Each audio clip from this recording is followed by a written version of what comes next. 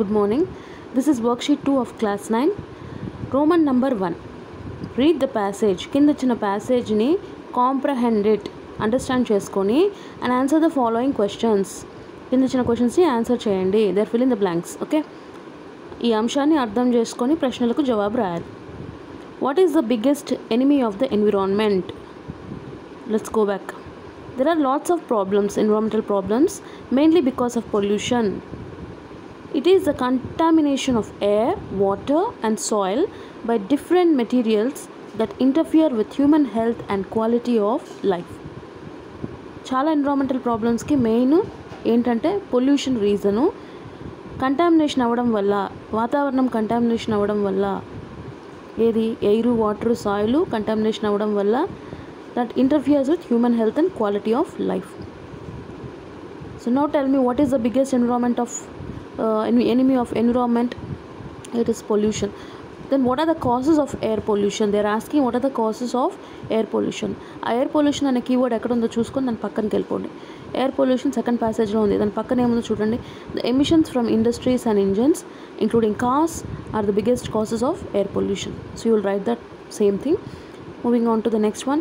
How does ozone layer help the earth? Ozone layer ఎక్కడ ఉందో చూడండి కీవర్డ్, దాన్ని స్పాట్ చేసి దాని పక్కనకి వెళ్ళండి. Simple things that we do at home, like using aerosols having bad effects on ozone layer. Okay, what is that? Aerosols. Using aerosols has bad effects on ozone layer. That is the answer. What pollutes water bodies? Water bodies ni ఏది pollute చేస్తుంది?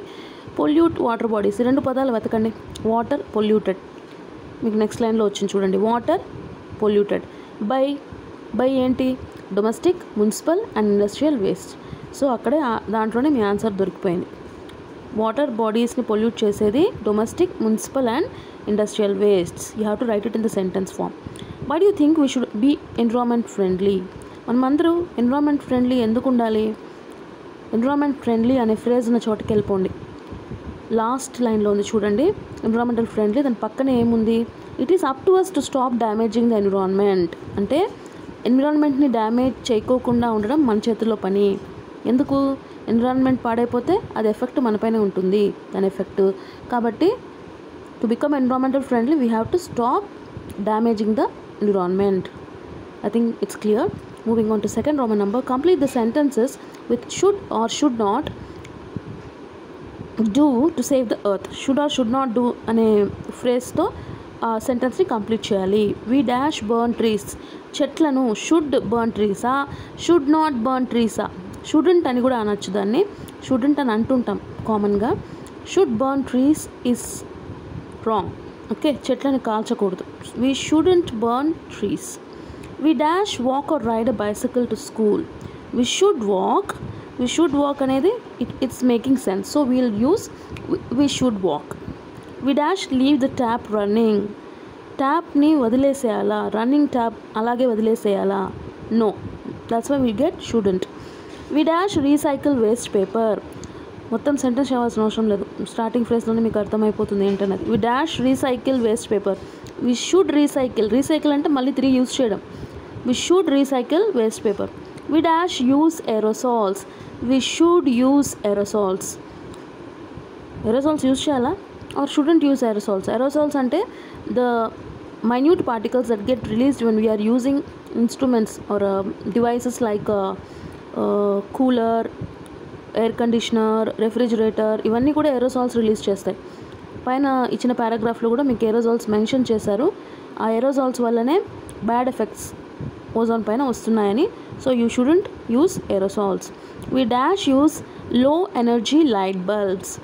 లో energy light బల్బ్స్ని should యూసా, shouldn't యూసా? You do it. I'm leaving it to you.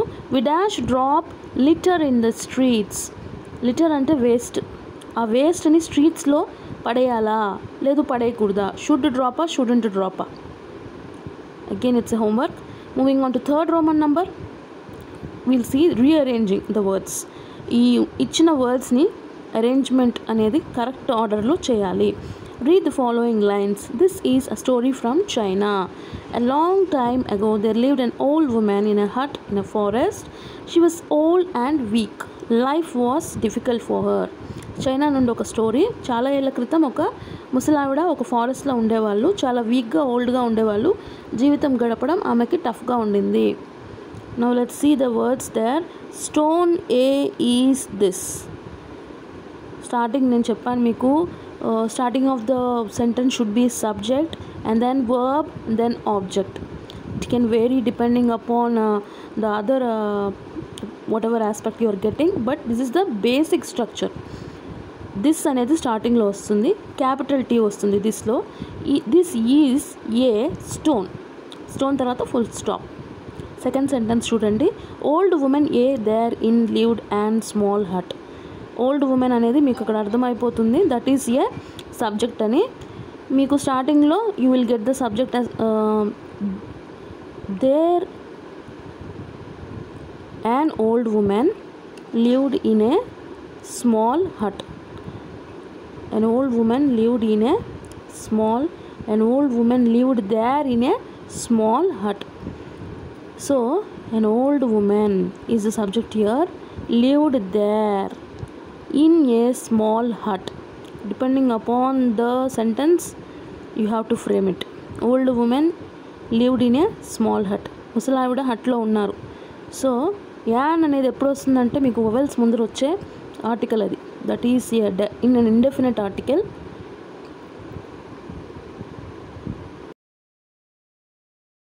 Continuation third one చూడండి. Eats carrots rabbits. Subject ఏంటో గుర్తించండి ఇక్కడ. ఈట్స్ అంటే తినడం, క్యారెట్స్ అంటే క్యారెట్స్, ర్యాబిట్ అంటే కుందేలు. కుందేలు క్యారెట్ని తింటుందా, క్యారెట్ కుందేలును తింటుందా? You got it right, you can write the answer. Rabbit eats carrots. Next one చూడండి, fourth one. Was for life difficult him. Life అనేది మీకు సబ్జెక్ట్ లాగా కనిపిస్తుంది. Okay, for is preposition there, was అనేది హెల్పింగ్ వర్బ్. డిఫికల్ట్ కష్టంగా. Him అంటే మీకు that is an accusative pronoun. Him అనేది అక్యూజేటివ్ ప్రొనౌన్ కిందకు వస్తుంది. నామినేటివ్ ప్రొనౌన్ అంటే సబ్జెక్ట్ ప్లేస్లో వస్తుంది. అక్యూజేటివ్ ప్రొనౌన్ అంటే సెంటెన్స్ చివరిని ఆబ్జెక్ట్ దగ్గర వస్తుంది అనమాట. So let us see, life was difficult for him is the right order. Next one చూడండి, fifth one. A hut an old woman in there is. A అనేది ఎక్కడ వస్తుందంటే వొవెల్స్ కాకుండా ఉండే పదాల ముందర వస్తుంది. యాన్ అనేది వొవెల్స్ అంటే ఏఈ ఐఓయు వచ్చే పదాల ముందర యాన్ అనే ఆర్టికల్ వస్తుంది. ఓల్డ్ ఉమెన్ అనేది మనకు సబ్జెక్ట్ లాగా కనిపిస్తుంది. అండ్ ఓల్డ్ ఉమెన్, హట్ అంటే గుడిస, ఓల్డ్ ఉమెన్ అంటే ముసలావిడ, దార్ అంటే అక్కడ. ఒక ముసలావిడ అక్కడ హట్లో ఉన్నారు. And old woman is there in a hut. Sixth one. Teachers అంటే గురువులు లేదా టీచర్స్. మై నా యొక్క, లైక్ లాగా, ఆర్ ఉన్నారు, పేరెంట్స్లా అంటే my teachers is the subject there. My teachers are like parents. Teachers are like my parents. Okay, teachers are like my parents makes more sense here. You can play around with it, you can write it like you wish and choose the best one at the end. Okay, you have to just start doing it. Student, next one చూడండి. Student am I a.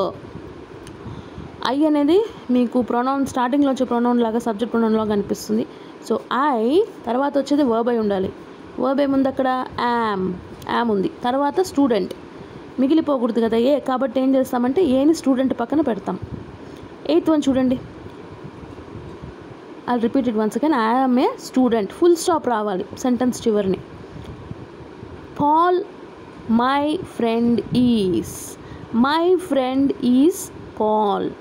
My friend అనేది subject అక్కడ, is అనేది verb, Paul అనేది object.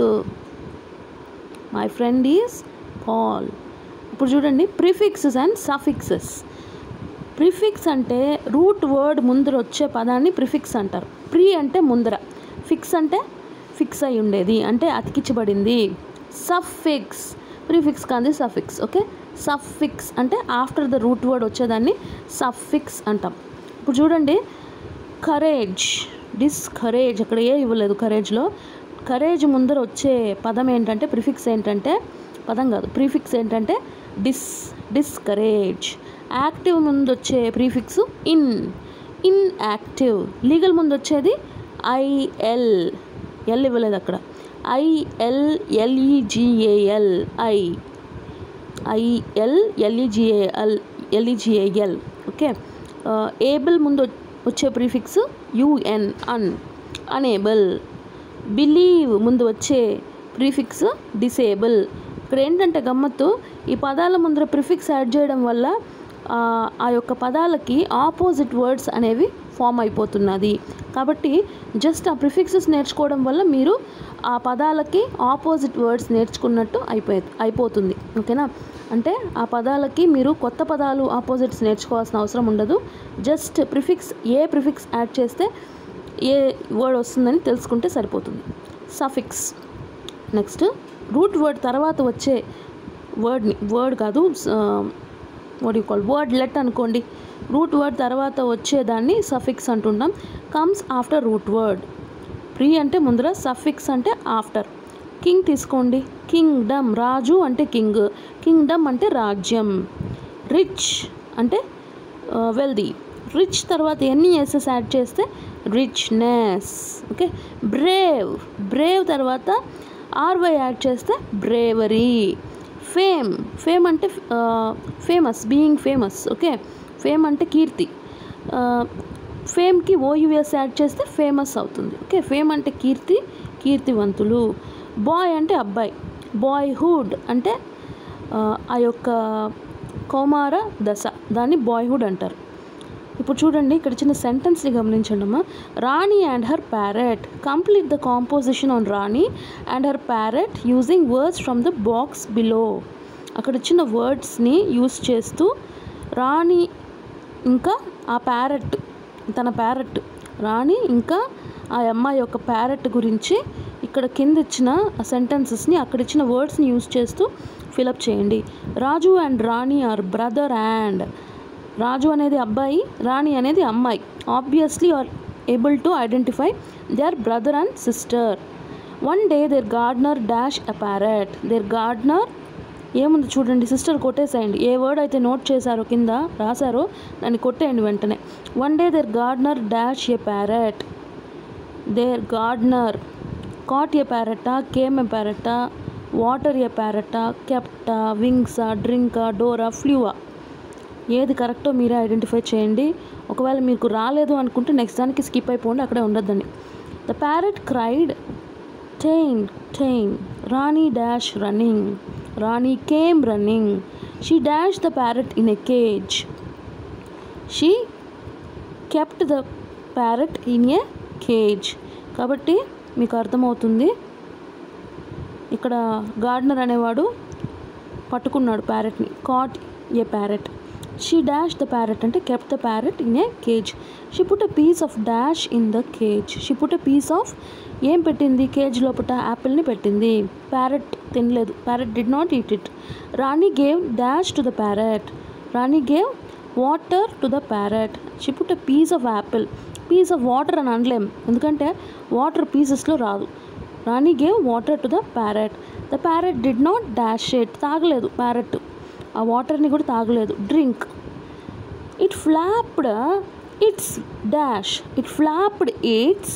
Flop అంటే కొట్టుకోవడం. దేన్ని కొట్టుకుంది, వింగ్స్ని కొట్టుకుంది. Okay. అలా అదిలించడాన్ని flop అంటారు. కిందికి పైకి అదిలిస్తే ఫ్లాప్ అంటాం. Okay. Open and close. Like aeroplane wings flop. Flaps are there in aeroplane, and for all the things that fly there is flap. It flapped its wings. Rani thought, oh, it must be crying.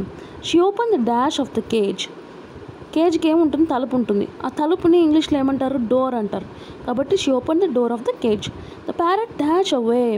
The parrot ఏం చేస్తుంది, parrot door open చేస్తే, cage door open చేస్తే obviously ఎగిరిపోతుంది. Rani felt very happy. So last దానికి answer ఏంటి, flew అవే.